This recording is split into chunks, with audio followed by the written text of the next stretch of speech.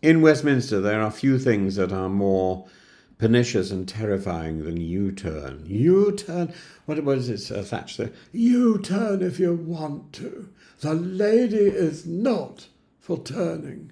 Of course, she did a lot of U-turns in her time, and it connotes weakness, vacillation, a failure of nerve, but in fact, it implies thoughtfulness and an ability to listen to what people are saying, which must be good. And on this occasion, it signifies catching up with rhetoric, reality catching up with rhetoric. And Sir Keir Starmer, it appears, is poised to perform one such U-turn over Labour's catastrophic decision to means test winter fuel allowance, and the timing couldn't be more urgent. You may recall last summer, Rachel Reeves, the Chancellor, with the moral rectitude of a technocrat on a spreadsheet crusade, announced that winter fuel payments, formerly universal for pensioners, would be stripped from about 9 million recipients unless they were on pension credit or a qualifying benefit. This was sold as a matter of fiscal necessity, plugging a £22 billion black hole left by the previous government. Well, if they hadn't left a £22 billion black hole, and that's debatable, Rachel Reeves has certainly dug one herself. Yet, what followed was the political equivalent of setting fire to your own front bench in midwinter and wondering why no one wants to visit.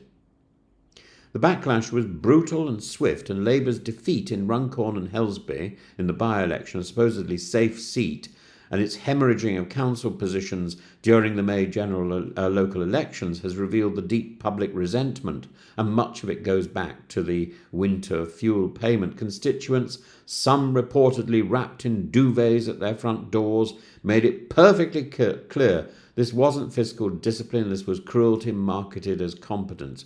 And more than 100 Labour MPs have since signed letters denouncing the policy.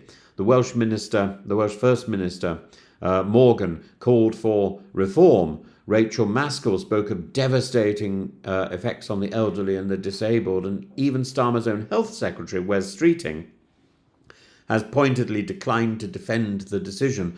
So what is being considered now? Two options. First, raising the income threshold, currently just over £11,500, so more pensioners are brought back into the fold.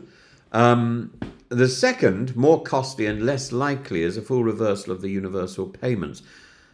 This is not out of ideological conviction, but political necessity. Internal focus groups have reportedly told Labour strategists what the public already knows, that this was a blunder of poll tax proportions, and voters are not only cold, they're incandescent.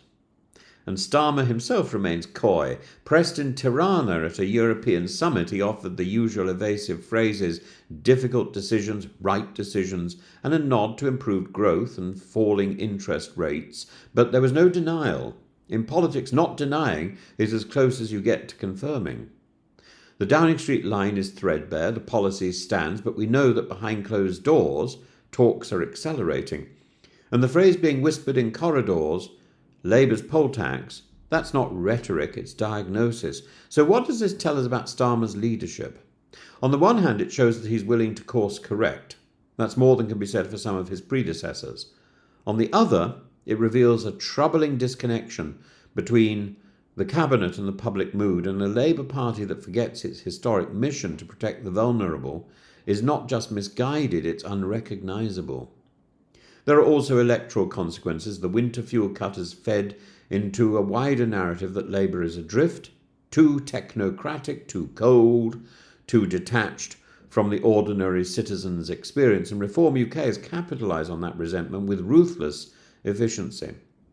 Spare a thought for Rachel Reeves, whose credibility is now hanging by a fiscal thread.